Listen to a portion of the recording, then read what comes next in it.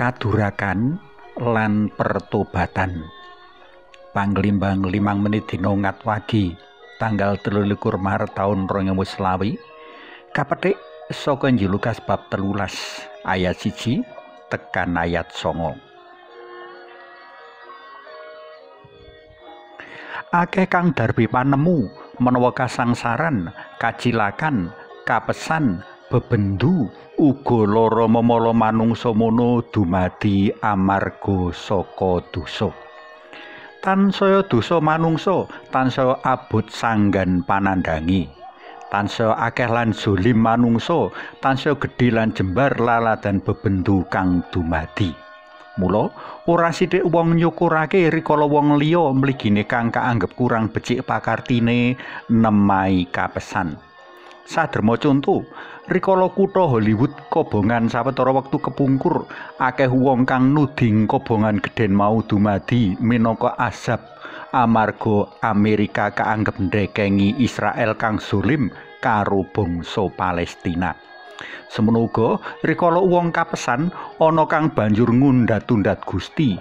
Ge apa to ya luputku dosa iki gene nemahe lelakon kang kaya mengkene iki. Panemu kaya cecala uga kadarbeki wong-wong Yahudi dek jaman Gusti Yesus sugeng biyen. Saka kono, sawetara wong padha miterang marang Gusti Yesus bab luwih gedhe endi dosa antara wong-wong Galilea kang dipateni Pilatus kanthi getih dicampur karo daging kurban ing padaleman suci karo dosa kabeh wong Galilea. Tinemun nalar wong-wong mau padha takon dosane wong-wong Galilea. Jer wong Galilea mono kondang wong kang lirwa migatekake nangsipe pepadha. Sing kecukupan ekonomine ora gelem biyantu sedulure kang keserakat. Para panggedhe amung sibuk nggedhekake wetenge tinimbang migatekake karaharjaning umate. Nanging paring wangsulan dalam Gusti sajak ora munjer ing pitakonan. Panjenengane malah paring wangsulan kang semu bingungake mengkene. Sangkamu wong-wong sing dipateni Pilatus luwih gedhe dosane timbang kabeh dosa wong Galilea? Kandhaku ora. Nanging menawa kowe ora padha martobat, kowe bakal nemahi nangsib kang kaya mengkono. Kanthi paring wangsulan dalam Gusti iki, 3 perkara bisa kadudut minangka piwulang.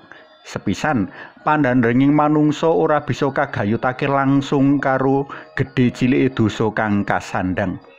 Nadyan ora kasebabake dening Gusti, nanging jroning panandhang kasangsaran uga apese manungsa sinengker karsa dalem Gusti.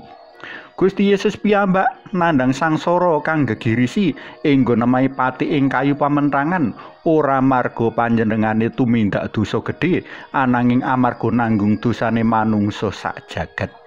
Kapindho, martobat luwih wigati tinimbang nuding-nuding pepadane tumindak dosa.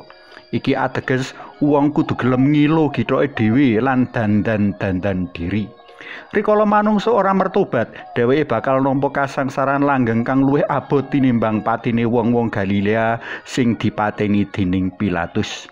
Bisa wae wong-wong Galilea iku sadurunge mati isih bermertobat saengga antuk pangaksama dening Gusti Allah Hyang Rama lan entuk urip mulya langgeng ing kono. Para martir padha ngrilakake jiwane alias nemahi pati kang lumrah gegirisi uga kanggo ngrungkepi iman kapitayan kayakanan langsung nyawiji marang Allah Maha Mulya ing alam kalanggengan kono. Katelu, manungsa ora entuk ngejarake dosa tuwung kerbaka ing diri pribadine. Nadyan kawitane amung cilik lan sithik menawa kaajarake bisa dadi gedhe lan akeh. Mula rikala jroning panglimbang rinasa nemokake luput lan dosa kaprayogakake gage martobat. Martobat dadi dalan pamecahan kanggo ngalisake diri saka kasangsaran langgeng. Para tresna pelem kinasih, panguwuh kanggo martobat isih lumaku tumrap kita kabeh ing jaman iki luwih-luwih ing mangsa prapaskah iki. Kanthi martobat awake dhewe bakal katemon resik lan pantes mahargya riyaya agung Paskah kang ing kono Gusti ngluarake manungsa saka dosa. Suwawi sami munjuk kunjung asma dalem Yang Rama sa Yang Putra tuwin Yang Roh Suci. Amin.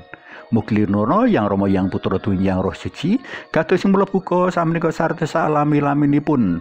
Amin. Kunjung asma dalem Yang Rama so Yang Putra Duwin Yang Roh Suci. Amin.